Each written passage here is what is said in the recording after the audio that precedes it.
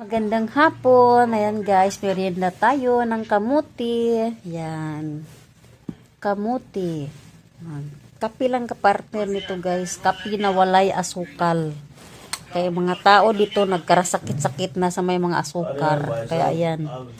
Yan, ginawaan ko yung asawa ko yung ganyan. No.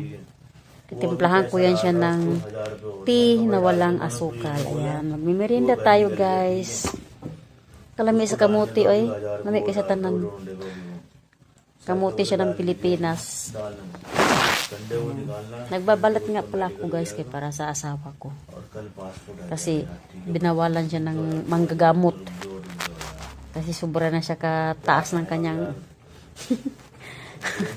ay nako, sobra na kataas ng kanyang BP guys, kaya yan. Kamuti, healthy. Healthy kamuti. दिबा अब इसमें यार तुम्हारे बंदे को भी तो पता चल गया ना कौन गलत है यार babalatan ko siya kasi ओए हमें ही गलत समझ रहे हो यार yan, nagbabalat ako eh. Sana ba yung binalatan ko? Yan. ये बताओ तो तुम जो अभी वो डाल Lagyan ko yan siya ng kuan, के बात करते हो masala. बाकी का पासपोर्ट आ जाएगा मैं तुम लोग को भेज दूँ Kamuti, kamuti. करवा देना Merienda sa hapon. Alas 5:30 nga pala dito guys. Kaya ayan. Nagmi-merienda na.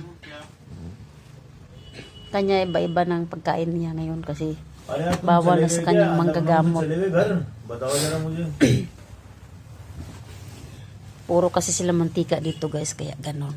Ako ayoko ng mantika guys, mas gusto ko pang boiling na mga gulay, ganyan. Gusto ko mga boiling, ayoko ng mantika. Iwas-iwas tayo kasi tumatanda na tayo. Hindi yung edad natin na bumabata. Tumatanda na tayo. Kaya mahirap. Ang lamig pa naman dito. Kaya ayan lang guys, merienda time, kamuti.